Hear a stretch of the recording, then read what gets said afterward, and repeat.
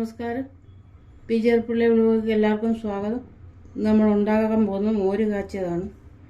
കുറച്ച് തൈര്, ഉപ്പ്, എണ്ണ, മഞ്ഞൾപ്പൊടി, ഉലുവാപ്പൊടി, ജീരകം പൊടിച്ചത്, മുളക് പൊടി, കടുക്, ഉണക്കമുളക്, ഉള്ളി, കറിവേപ്പില, ഒരു തുണ്ട് ഇഞ്ചി, 2 പച്ചമുളക്.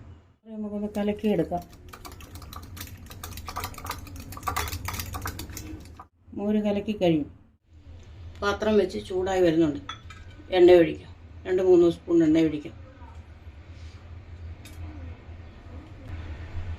കടുകിടാം.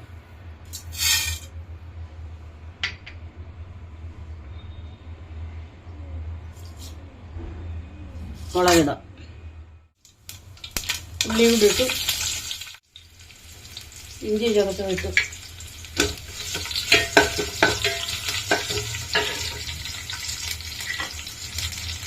പച്ചമുളക്,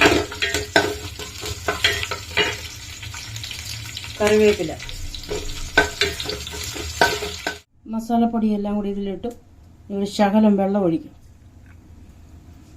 ഉലുവ, ജീരകം, മുളക് പൊടി, മഞ്ഞൾപ്പൊടി, ജീരകം ഇത്രയും മൂത്ത് വന്ന് ഈ മസാല എല്ലാവരുടെ വെള്ളം ഒഴിച്ച് ഇതിലോട്ട് തിളപ്പിക്കും. ഈ മസാലകളെല്ലാം ഇട്ടത് ഒന്ന് തിളച്ച് വരുന്നുണ്ട്. ഇതൊന്ന് ആറണം. സ്റ്റൗ കുറച്ച് വെക്കണം. സ്റ്റൗ ഏറ്റവും കുറച്ച് വെക്കണം. ഇതൊന്ന് തിളക്കണം. 1/2 ടീസ്പൂൺ ഉപ്പിടാം. ഉപ്പ് നോക്കിയിട്ട് ആവശ്യത്തിന് ഒഴിച്ചാൽ മതി. തീ ഏറ്റവും കുറച്ച് വെക്കണം. മോര് ഇതിലോട്ട് ഒഴിക്കാം. ഒഴിച്ചിട്ട് ഇളക്കിക്കൊണ്ടിരിക്കണം, അല്ലെങ്കിൽ അത് പിരിഞ്ഞു പോകും.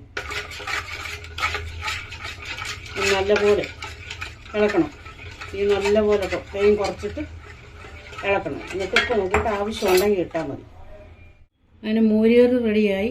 ഈ മോരുകറി ഒരാഴ്ച വരെ കേടുകൂടാതെ ഇരിക്കുന്നതാണ്. എല്ലാവരും ചെയ്തു നോക്കണം. എല്ലാവരും കാണണം. സബ്സ്ക്രൈബ് ചെയ്യാൻ മറക്കരുത്. Thank you.